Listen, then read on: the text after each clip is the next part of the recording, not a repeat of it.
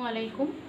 Class 7 তোমাদের পরিবেশের সজীব উপাদানের গঠনগত বৈচিত্র্য ও কার্যগত প্রক্রিয়া এই 6 নম্বর অধ্যায়টা আমরা শুরু করছি। তো এর মধ্যে প্রথম রয়েছে উদ্ভিদ দেহের গঠনগত বৈচিত্র্য।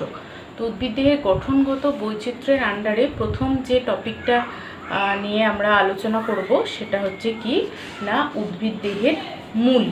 ঠিক আছে, তাহলে প্রথম আমরা আজকে পড়ব কি নিয়ে, মূল। দেখো, প্রথমেই মূল নিয়ে পড়তে গেলে আমাদেরকে প্রথম জানতে হবে মূল কাকে বলে, তাই না? মূল একটা গাছের অংশ, এটা আমরা জানি। তো এটা কোথায় থাকে না, মাটির একেবারে নিচের দিকের অংশ। উদ্ভিদের যে পাটটা আমরা ওপরে দেখতে পাই তার নিচের দিকে। ধরো একটা উদ্ভিদ, যদি ধরো এরকম করে একটা উদ্ভিদ তুমি কল্পনা করো, তো এই উদ্ভিদের কিছুটা পাট আমরা দেখেছি মাটির তলায় থাকে, তো আর বাকি অংশটা ওপরে থাকে। যে অংশটা মাটির তলায় থাকে, অর্থাৎ উদ্ভিদ দেহের পুরো দেহটাকে বা বডিকে যারা মাটির সাথে আটকে রাখে তাকেই উদ্ভিদের মূল বলা হয়। তো এই মূল অনেক কাজও করে, সেগুলো আমরা আস্তে আস্তে জানবো। তো এটা যখন উদ্ভিদের অঙ্কুরোদ্গম হয়, বীজের যখন অঙ্কুরোদ্গম হয়, তখন এর দুটো অংশ থাকে, একটা ভ্রূণ মুকুল আর একটা হচ্ছে ভ্রূণ মূল। তো ভ্রূণ মূল যে অংশটা, সেটাই পরবর্তীকালে উদ্ভিদ দেহের মূল অংশ গঠন করে।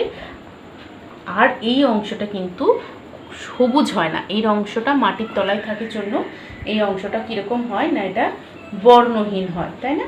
তো উদ্ভিদের এছাড়াও আরও অন্যান্য অংশ থেকে মূল উৎপন্ন হতে পারে, তবে প্রধান যে মূল সেটা উদ্ভিদের ভ্রূণ মূল অংশ থেকে, যে অংশটা বর্ধিত হয়ে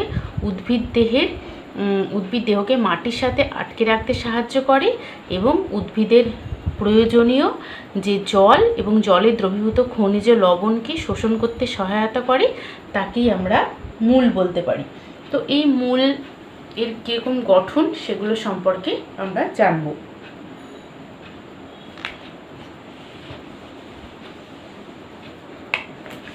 তো একটা প্রধান মূল গঠন জানতে গেলে আমাদের আগে প্রধান মূলের একটা পরিষ্কার ছবি আমাদের কিন্তু দেখতে হবে। তাহলে ধরো আমি একটা মূলের এটা ধরো মাটির নিচের অংশটা, এখান থেকে আমি একটা প্রধান মূল আঁকছি, প্রধান মূলের বিভিন্ন অংশ আঁকছি।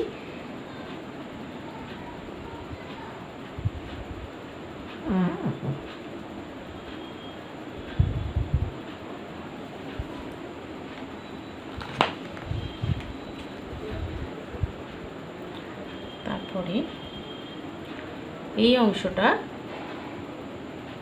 একটু সরু হবে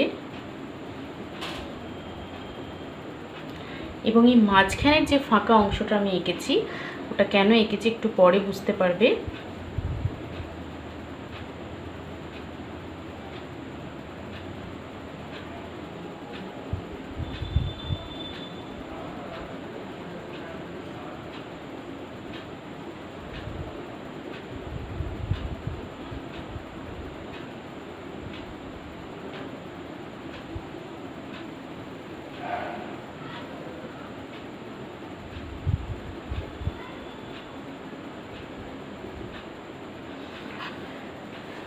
তো এরকম আরও অনেক শাখা প্রশাখা থাকবে, আর একটু বাড়িয়ে দিচ্ছি আমি, আর একটা শাখা এখান থেকে আঁকছি।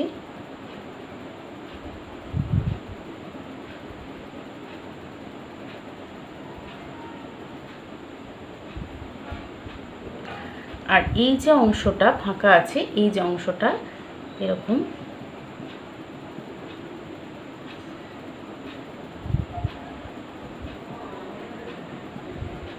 কিছু অংশ আছে,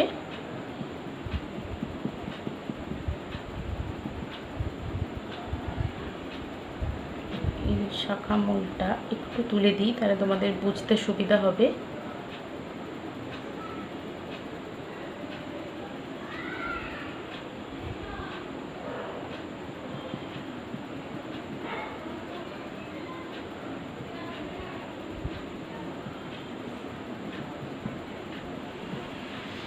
দেখুন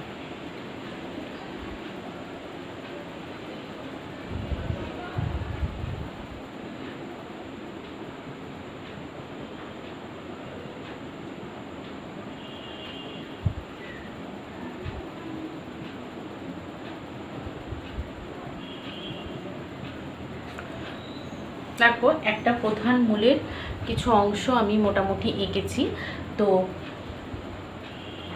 এর যে এই প্রথমের অংশটা, মাটির তলার পরের যে অংশটা, এইখান থেকে এই অংশটা যেটা আছে, এই অংশটাকে বলা হয় স্থায়ী অঞ্চল।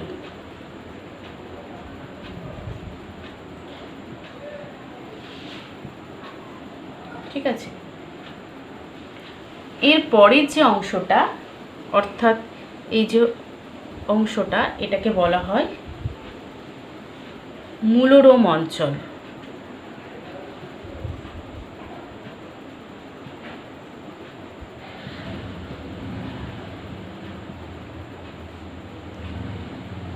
আর এখানের যে অংশটা, এখান থেকে প্রথমের যে পার্টটা, এই পার্টটাকে বলা হচ্ছে কি না বর্ধনশীল অঞ্চল। এখান থেকে এই অংশটুকু বলা হচ্ছে বর্ধনশীল অঞ্চল। আর বাকি এই শেষের অংশটা, এই অংশটাকে বলা হচ্ছে মূলত্র অঞ্চল।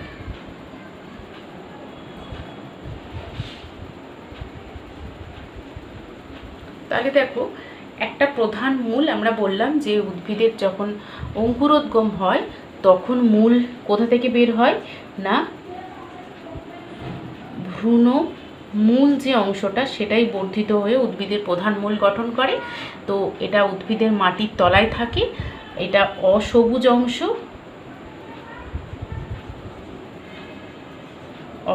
অংশ, এবং এটার কাজ কি উদ্ভিদের জল ও জলে দ্রবীভূত খনিজ লবণকে শোষণ করতে সহায়তা করে। আর এখানে আর একটা জিনিস পয়েন্টিং করে দিই, সেটা হচ্ছে প্রথম যেটা এঁকেছি এইটা হচ্ছে প্রাথমিক মূল, আর বাকিগুলো হচ্ছে শাখা মূল। এই যে অংশটা, এগুলো হচ্ছে কি না, এগুলো হচ্ছে, এটাকে বলা হয় শাখা মূল। ঠিক আছে, আর প্রধান মূল, বাকি অংশটাকে বলা হচ্ছে প্রাথমিক মূল। বেশ, এবার আমরা এক একটা অঞ্চল সম্পর্কে জানবো এবং এদের কি কাজ সেটা জানবো। দেখো, প্রধান মূলের তাহলে এই যে অংশ মাটির তলা থেকে প্রথম পাচ্ছি, যেটা নিচে থেকে আমরা বর্ণনা করতে করতে যাব। প্রথম যে নিচের অঞ্চলটা, সেটাকে বলেছি মূলত্র অঞ্চল, ইংরেজিতে বলা হয় রুট ক্যাপ রিজিয়ন। ঠিক আছে, তো দেখো মূলটা, উদ্ভিদের মূলটা তো খুব নরম হয় এবং এর অগ্রভাগে মূলের যে গোড়ার অংশটা, সেটা খুব নরম হওয়ার জন্য কি হয় না, এটা মাটি ভেদ করে মূলটা অনেক গভীরে প্রবেশ করে যাতে করে জল শোষণ করতে পারে। তো সেই জন্য জল শোষণ করতে গিয়ে যাতে করে এই অংশটা ছিঁড়ে না যায় বা যাতে ভেঙে না যায়, সেজন্য এখানে একটা ক্যাপ লাইক স্ট্রাকচার বা একটা টুপির মতো অংশ এই মূলটার মধ্যে পড়ানো থাকে। এটাকে বলা হচ্ছে কি মূলত্র অঞ্চল। তাহলে মূলত্র অঞ্চল কি না, মূলের নরম অগ্রভাগে যে টুপির মতো একটি ঢাকনা থাকে তাকে মূলত্র বলা হয়, এবং ওই মূলত্র সংলগ্ন অঞ্চলটাকে বলা হচ্ছে কি মূলত্র অঞ্চল। ঠিক আছে, তাহলে মূলত্র অঞ্চল কোনটা বোঝা গেল, যে মূলের একেবারে অগ্রভাগে যে টুপির মতো অংশ, এই যে দাগ দিয়ে অংশ করা আছে, এটা টুপির মতো অংশ, যেটা কি কিনা মূলকে মাটি ভেদ করে নিচের দিকে প্রবেশ করতে সাহায্য করে যাতে ছিঁড়ে না যায়, কেটে না যায়। এই অংশ, এই টুপিটাকে বলা হচ্ছে মূলত্র, এবং এই অঞ্চলটাকে বলা হচ্ছে মূলত্র অঞ্চল। এই মূলত্র অঞ্চলে তাহলে কাজ কি যদি বলা হয়, তাহলে মূলত্র অঞ্চলের কাজ বলবো না, এটা মূলকে মাটির তলায় প্রবেশ করতে এবং যাতে মাটি ভেদ করে ভিতরে প্রবেশ করতে পারে এবং প্রধান মূলটা যাতে ছিঁড়ে না যায় বা ঘর্ষণজনিত কোনো আঘাতে যাতে নষ্ট না হয়ে যায়, তার থেকে রক্ষা করে।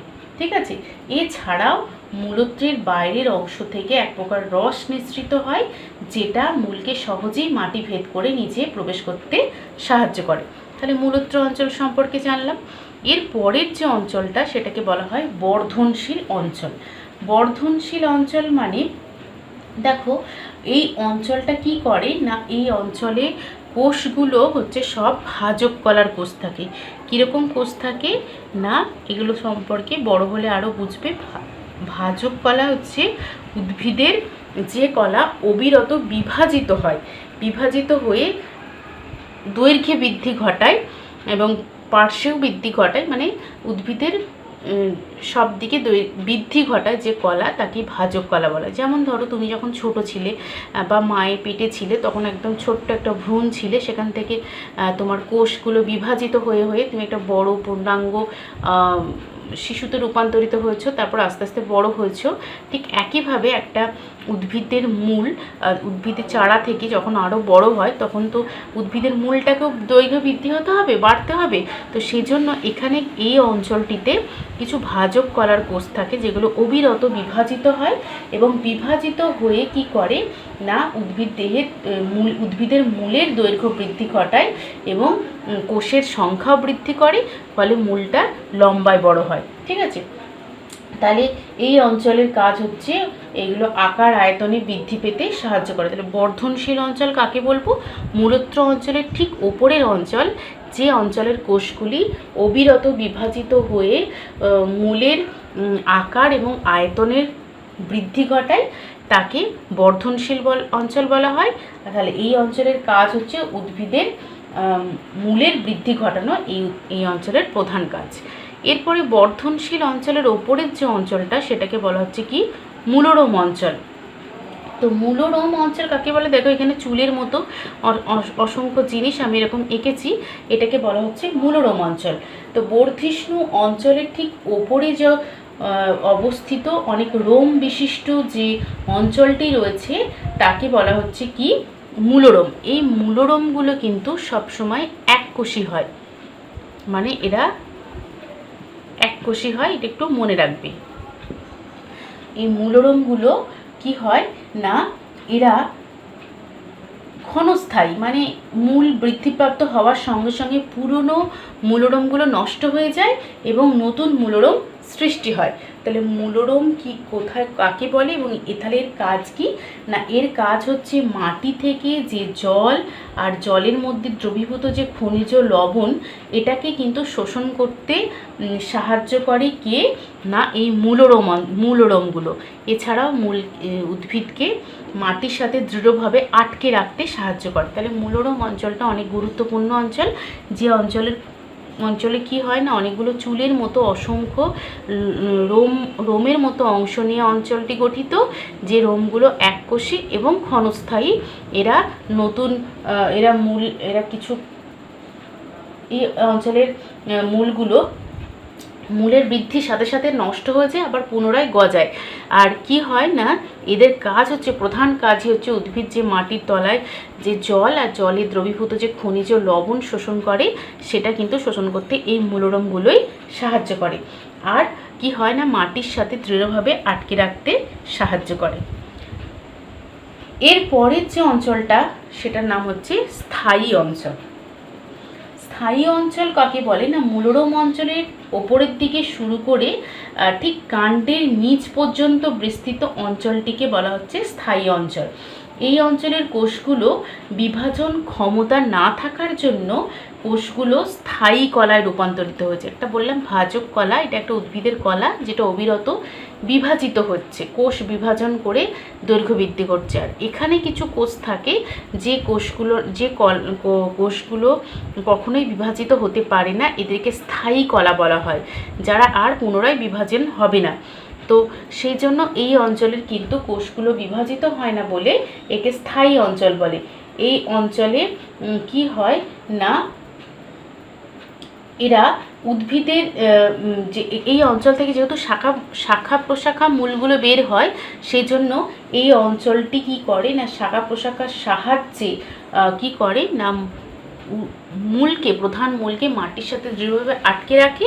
এছাড়াও যে শাখা মূলগুলো বা প্রশাখা মূলগুলো আছে সেগুলো কি করে না, এদের গায়েও তো মূলরম রয়েছে, এরাও কি করে না মাটি থেকে জল ও জলে দ্রবীভূত খনিজ লবণ শোষণ করে। তাহলে স্থায়ী অঞ্চল কাকে বলে আরেকবার বলে দিচ্ছি। মূলরম অঞ্চলের ঠিক ওপরের অঞ্চল, যে অঞ্চলের কোষগুলি কি করতে পারে না, না বিভাজিত হতে পারে না। ঠিক আছে, এটা বিভাজিত হতে পারে না, মানে এরা বিভাজনে অক্ষম। তাই জন্য এই অঞ্চলের কোষগুলো স্থায়ী কলায় রূপান্তরিত হয় এবং এই অঞ্চলে কি হয় না বিভিন্ন ধরনের শাখা প্রশাখা মূলগুলো থাকে, যার কাজ হচ্ছে যে উদ্ভিদের জল ও জলদ্রবীভূত খনিজ লবণ শোষণ করা এবং উদ্ভিদকে মাটির সাথে দৃঢ়ভাবে আটকে রাখতে সাহায্য করে। তাহলে আমরা আজকে প্রধান মূলের বিভিন্ন অঞ্চলগুলো সম্পর্কে জানলাম। তো তোমার এই অঞ্চলগুলোর প্রত্যেকটার ইংরাজি টার্ম তোমাদের বইতেও আছে, দেখবে, এগুলো তোমাদের জেনে রাখা দরকার। যেমন আমরা প্রথমেই বলেছি কোন অঞ্চলটার কথা না, প্রথম বললাম যে আমরা মূলত্র অঞ্চলকে বলা হয় রুট ক্যাপ। মূলত্রকে বলা হচ্ছে রুট ক্যাপ আর অঞ্চল বলে রিজিয়ন। তাহলে রুট ক্যাপ রিজিয়ন বলা হচ্ছে। আর রুট ক্যাপ রিজিয়ন বা জোনও বলা হয়। আর বর্ধনশীল অঞ্চল যেটা, সেটাকে বলা হচ্ছে গ্রোথ জোন বলা হয়। বর্ধনশীল অঞ্চলকে কি বলা হয় না, জোন অফ ইলংগেশনও বলা হয় বা গ্রোথ জোন বলা হয়।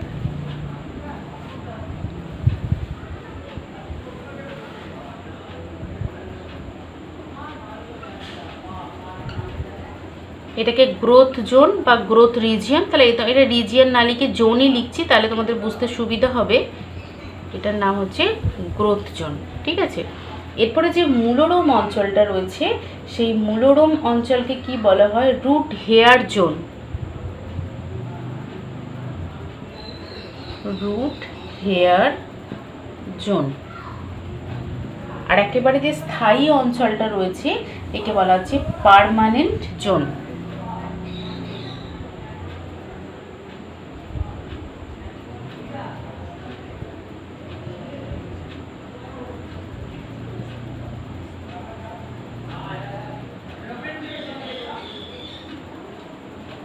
ঠিক আছে, তাহলে এই কটা জোন তোমরা জেনে গেলে।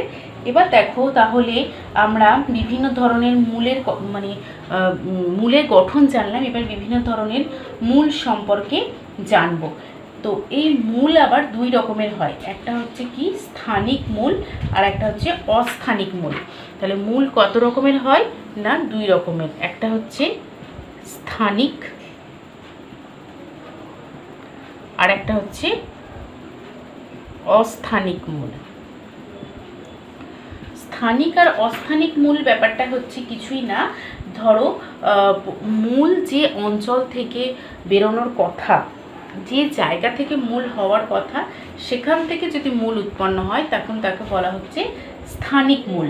মানে স্থানিক মূল মানে হচ্ছে ধরো আমরা যে নর্মাল প্রধান মূল রেখেছি তাকে স্থানিক মূল বলা হবে, বা স্থানিক মূলকেই তুমি বলতে পারো স্থানিক মূল বা প্রধান মূল। মানে যে মূল ভ্রূণমূল থেকে উৎপন্ন হয় এবং শাখা প্রশাখাযুক্ত তাকে বলা হচ্ছে, মানে এটা আমি যেটা এঁকেছি এটা স্থানিক মূল, যেটা ভ্রূণমূল থেকে তৈরি হয়। আর অস্থানিক মূল কাকে বলবো না, ভ্রূণমূল ছাড়াও উদ্ভিদের অন্যান্য অংশ থেকে, যেমন ধরো কাণ্ড, পাতা, শাখা, এই সমস্ত জায়গা থেকে যদি মূল সৃষ্টি হয়, মূল তো সেখান থেকে হওয়ার কথা নয়, মূল মাটির তলায় থাকে, কিন্তু যদি এই সমস্ত জায়গা থেকে মূল তৈরি হয় তখন তাকে বলা হচ্ছে অস্থানিক মূল। তাহলে প্রধান মূল যেটা ভ্রূণমূল থেকে তৈরি হলে তখন তাকে, তাহলে ভ্রূণমূল থেকে তৈরি হলে তখন বলবো স্থানিক। আর ভ্রূণমূল ছাড়া অন্যান্য জায়গা, যেমন ধরো বলতে পারি কাণ্ড থেকে, পাতা থেকে, তাই না, তারপরে শাখা থেকে, এইসব জায়গা থেকে যদি মূল বের হয় তখন তাকে বলা হচ্ছে অস্থানিক মূল। তো কিছু অস্থানিক মূল, এগুলো আমরা জানবো কিছু কিছু অস্থানিক মূল সম্পর্কে। যেমন ধরো প্রথম যে মূলটার কথা জানবো সেটা হচ্ছে, যেহেতু আমি বললাম পাতা থেকে যে মূল বের হয় তাকে বলা হচ্ছে কি পত্রজ মূল। পত্র মানে পাতা, আর পত্রজ মূল মানে পাতা থেকে যে মূল বেরিয়েছে তাকে বলা হচ্ছে পত্রজ মূল। তাহলে পত্রজ মূল খুব সোজা, যে সমস্ত মূল পাতার কিনারা থেকে বা ফলকের কিনারা থেকে বের হয় তাদেরকে কি বলা হচ্ছে? তাদেরকে বলা হচ্ছে পত্রজ মূল। পত্রজ মূল তোমরা অনেকেই দেখেছো, যেমন ধরো একটা খুব কমন উদাহরণ, সেটা হচ্ছে পাথরকুচির পাতা। পাথরকুচির পাতা তোমরা দেখেছো যে এদের পাতা থেকে কিন্তু মূল বের হয় এবং সেখান থেকে ছোট ছোট গাছও বের হয়ে যায়, তাই না? এবার যদি তুমি বইয়ের ভেতরে কি খাতার ভেতরেও রেখে দাও তাহলেও কিন্তু পাথরকুচির পাতা থেকে নতুন করে মূল গজিয়ে সেখান থেকে ছোট ছোট চারা উদ্ভিদ তৈরি হয়ে যায়। তাহলে পত্রজ মূল একটা অস্থানিক মূল, যেটা পাতা থেকে যে মূল বের হয় তাকে পত্রজ মূল বলা হয়। যেমন উদাহরণ আমরা বলতে পারি পাথরকুচির পাতা। ঠিক আছে, এরপরে হচ্ছে আমরা জানবো কাণ্ডজ মূল সম্পর্কে। পত্রজ মূল জানলাম, দুরকম জানবো। 2 নম্বর জানবো কাণ্ডজ মূল। কাণ্ডজ মূল মানে কি? তাহলে কাণ্ড থেকে যদি কোনো মূল বের হয়, কাণ্ডের পর্ব থেকে উৎপন্ন মূলকে বলা হচ্ছে কাণ্ডজ বা প্রকৃত অস্থানিক মূল বলা হয়। কাণ্ডজ মূলের আর একটা খুব কমন উদাহরণ তোমরা বলতেই পারো, যেমন হচ্ছে বট গাছ। তোমরা অনেকেই দেখেছো বট গাছে আমরা বলি কি না ঝুড়ি নেমেছে, তাই না? আসলে এই বট গাছের ঝুড়ি কি না বট গাছের কাণ্ড থেকে কিছু মূল বের হয়, যেগুলো একদম পুরো মাটি পর্যন্ত বিস্তৃত হয়ে যায়। কেন কি না বট গাছ তো অনেক বড় বৃক্ষ গাছ হয়, তো সেই গাছটাকে সাপোর্ট দেওয়ার জন্য, ধরে রাখার জন্য কি হয় না কাণ্ড থেকে মূল বেরিয়ে মাটি পর্যন্ত বিস্তৃত হয় এবং উদ্ভিদটাকে দৃঢ়ভাবে খাড়া করে রাখতে সাহায্য করে। ঠিক আছে, এটা হচ্ছে এক ধরনের কাণ্ডজ মূল। এছাড়াও কিছু মূল আছে যেটাকে বলা হয় গুচ্ছ মূল, সেটা সম্পর্কে একটু জেনে রাখা ভালো। এটাকে বলা হয় গুচ্ছ মূল। গুচ্ছ মূল কি না একবীজপত্রী উদ্ভিদের প্রাথমিক মূল নষ্ট হয়ে গিয়ে ভ্রূণমূল ও ভ্রূণমুকুলের সংযোগস্থল থেকে অস্থায়ী কতগুলি সরু মূল নির্গত হয়, এদেরকে বলা হয় মৌলিক মূল। এই মূলগুলো আবার কিছুদিন পরে নষ্ট হয়ে গিয়ে যে বীজপত্রাব কাণ্ড আছে সেখান থেকে অসংখ্য সরু সুতোর মতো গুচ্ছ মূল তৈরি করে। এই গুচ্ছাকারে উৎপন্ন হয় বলে গুচ্ছমূল বলা হয়। গুচ্ছমূলের ব্যাপারটা যদি একটু বলি তাহলে বুঝতে পারবে, এটা সাধারণত একবীজপত্রীর হয় গুচ্ছমূল। ধরো এটা মাটির নিচের লেয়ার, তো এখানে ধরো কাণ্ডটা রয়েছে, কাণ্ডের পরে যে মূলটা সেটাকে বলা হচ্ছে কি না গুচ্ছমূল। তো এরা গুচ্ছমূলগুলো কীরকম হয় না এরকম গুচ্ছা আকারে এভাবে হয়ে থাকে।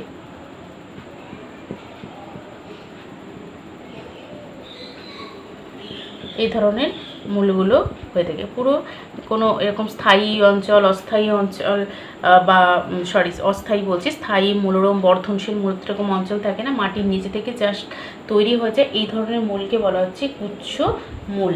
এটা সাধারণত একবীজপত্রী বলে ধরো তোমরা দেখতে পাবে ধান, গম, ঠিক আছে, এই সমস্ত উদ্ভিদে এই দেখতে পাবে। আর এছাড়াও আরও কিছু মূল আছে, যেমন ধরো সেইগুলোও অস্থানিক মূল। ম্যানগ্রোভ যে উদ্ভিদ, ম্যানগ্রোভ উদ্ভিদের ক্ষেত্রে দেখা যায় যারা সুন্দরবন অঞ্চলে যে উদ্ভিদগুলো জন্মায় তাদেরকে ম্যানগ্রোভ বলা হয়। এদের কিন্তু কি মূল দেখা যায় না এদের অভিকর্ষজ বা অভিকর্ষ না বলে অভিকর্ষের বিপরীত দিকে কিছু মূল বের হয়, যেটাকে আমরা বলবো কি না অভিকর্ষের যেহেতু বিপরীত দিকে তৈরি হচ্ছে এই জন্য এদের নিউম্যাটোফোর বলা হয়।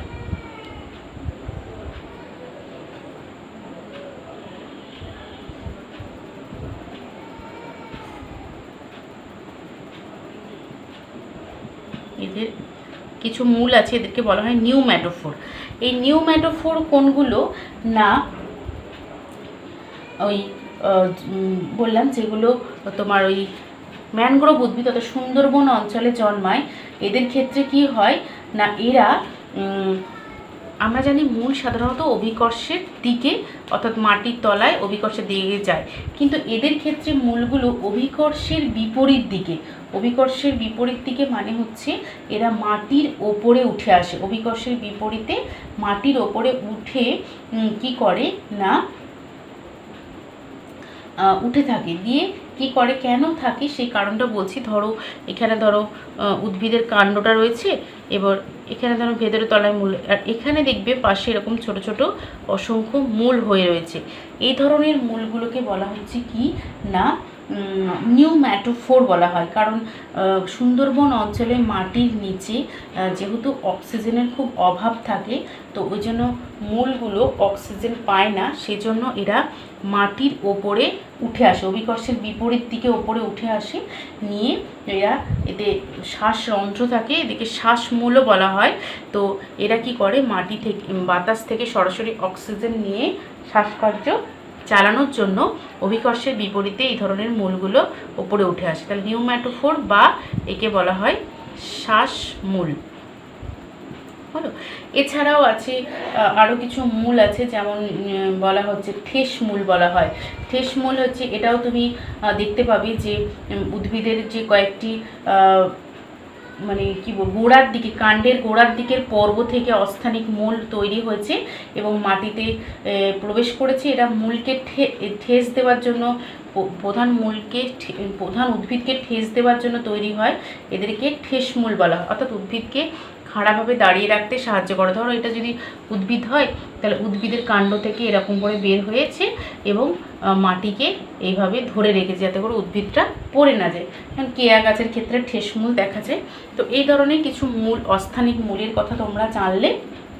তাহলে আজকের আমাদের আলোচনার বিষয় ছিল কি না উদ্ভিদের দেহের গঠনগত বৈচিত্র্যের মধ্যে মূল তাহলে আমরা জানলাম ভ্রূণমূল থেকে যে বীজের অঙ্কুরোদ্গমের সময় যে ভ্রূণমূল থেকে যে অংশটি উৎপন্ন হয় তাকে প্রধান মূল বলা হয়। এই প্রধান মূলের চারটি প্রধান অঞ্চল রয়েছে, মূলত্র, বর্ধনশীল, মনোরম আর স্থায়ী। এছাড়াও মূলকে আমরা দুটো ভাগে ভাগ করি, অস্থানিক আর স্থানিক। স্থানিক যেটা প্রধান মূল, অস্থানিকের কিছু উদাহরণ এবং কাকে বলে আমরা বললাম। আর তাহলে প্রধান মূল বা মূলের তাহলে কাজ হিসেবে আমরা কি বলবো না মূলের কাজ হচ্ছে যে উদ্ভিদকে দুরকম কাজ আমরা বলতেই পারি মূলের ক্ষেত্রে। যে একটা হচ্ছে উদ্ভিদকে যান্ত্রিক সাপোর্ট দেয় বা মাটির সঙ্গে দৃঢ়ভাবে আটকে রাখতে সাহায্য করে, এটা একটা কাজ। আর কাজ হচ্ছে কি না উদ্ভিদ মাটি থেকে জল ও জলে দ্রবীভূত খনিজ লবণকে শোষণ করতে সাহায্য করে। এটাই হচ্ছে মূলের প্রধান কাজ। তাহলে আজকে এই পর্যন্তই থাক।